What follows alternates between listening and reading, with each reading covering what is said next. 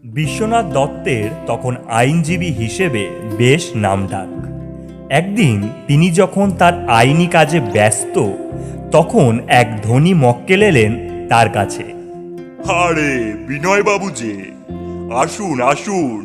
রামগোপাল, আরে ও রামগোপাল, বিনয় বাবুর জন্য হুকো নিয়ে আসো। এই যে বাবু, নিয়ে আইতাছি।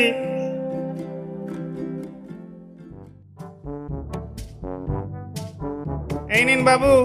রামগোপাল বিনয় বাবুকে হুকো দিতেই হুকোর গন্ধে ছটপট করে ওঠে পাশের ব্যক্তিটি। তিনি বলেন, ও রামগোপাল, একটু হুকো না হলে হচ্ছে না যে। তো যাও না, আমাদের হুকো তো বাইরে রাখা আছে, গিয়া খাও না।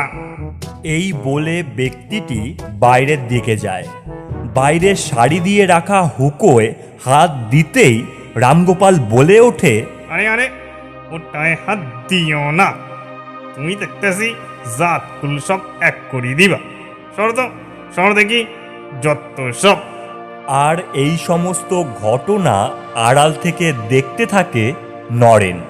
এই যে এই হুকো তোমাদের, নাও ধরো। এরপর ব্যক্তিটি চলে গেলে বিনয়বাবু ও বিশ্বনাথবাবু একত্রে বৈঠকখানা থেকে বেরিয়ে যায়।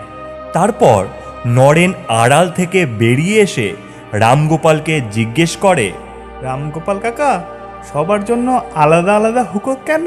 আলাদা না রাখলে যে জাত যাবে বাবা, আমরা যে নিচু জাতের।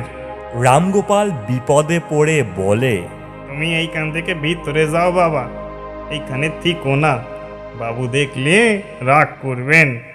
পরের দিন সকালে নরেন লুকিয়ে লুকিয়ে বৈঠকখানা ঢোকে।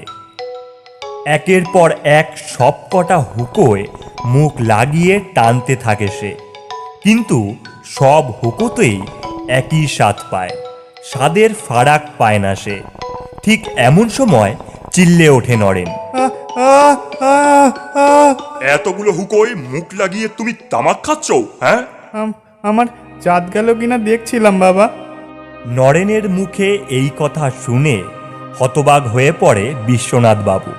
যদিও কোনো উত্তর দেয় না সে, কিন্তু নরেনের মতন এইরূপ চিন্তাধারা কজনেরই বা থাকে।